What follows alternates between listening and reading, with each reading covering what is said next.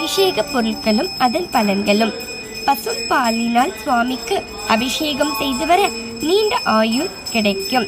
நம்ம வீடியோ புதுசா பாக்குறீங்களா? அப்ப மறந்துடாம பக்கத்துல இருக்க பெல் ஐகான் பட்டனை கிளிக் பண்ணி நம்ம சேனலை சப்ஸ்கிரைப் பண்ணிடுங்க. இன்றைய நாள் இனிய நாளாக அமைவதற்கு எங்களுடைய நல்வாழ்த்துக்கள்.